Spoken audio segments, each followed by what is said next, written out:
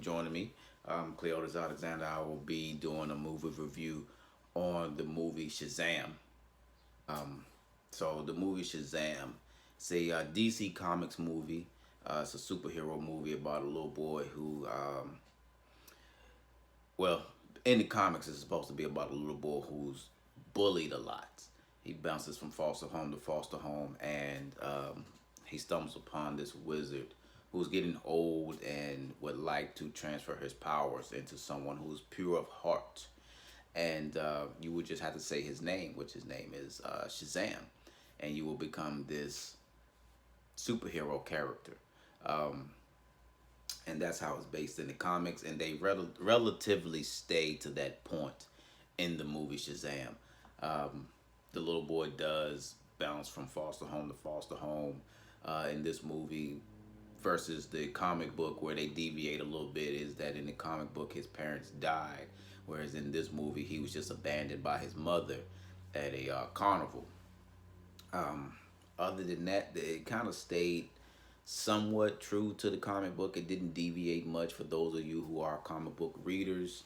um, the guy Billy Madsen, who is the young kid who becomes Shazam after saying his name, and the powers were transferred to him through the from the wizard.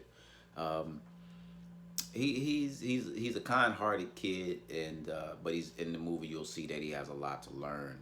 Um, it is definitely a funny movie, and it's campy. It's definitely campy. It's funny, and it's worth the money. I wouldn't say that it's a bad movie.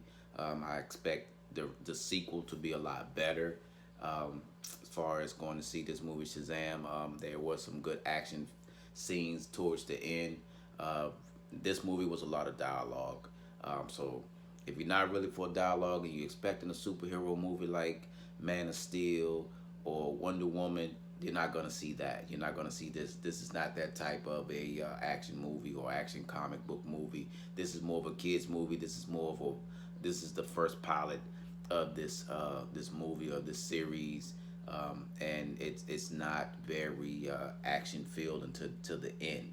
So, like I said, if you want and you're expecting to see what you saw in Justice League or Wonder Woman or some of those other superhero movies that you've seen in the past or the animated movies, you're not going to see that. This, like I say, this movie is more campy. This guy is kind of funny. He's immature, both as the kid Billy Madsen and as Shazam, the full-grown adult superhero. So it's definitely a teenage movie, a young teenage movie in the ages of 13 and below. I would say that's the movie that this the age for this movie. And that's about it. Is it worth it? Yeah, for the first part, I give Shazam 2.5 out of 5 stars. If I had to give it stars, I give it 2.5 out of 5. I definitely probably wouldn't go see this movie more than once unless I was looking for Easter eggs or something. In my case, to do a review for a movie like Shazam, I would only go see it once or twice just because I will be doing a movie review. But it's just as a regular patron to the movie theaters and going to see the movie, it's only worth one watch. This movie will be better enjoyed at home on a red box or on demand.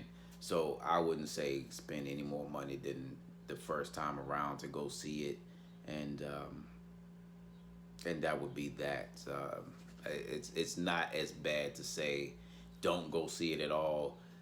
Wait for the red box or wait for it to be on demand and just watch it in the comfort of your own home versus going through all the hassle of getting a ticket and squeezing into a seat in a movie theater. It's not that bad. It is a good movie, but like I say, it is only worth one watch for the movie Shazam.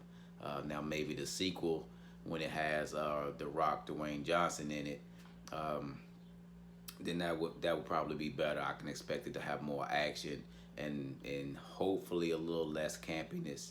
And it'll be a better movie. But as of right now, like I say, I give the movie Shazam 2.5 stars out of 5, and I only recommend you to go see this movie one time.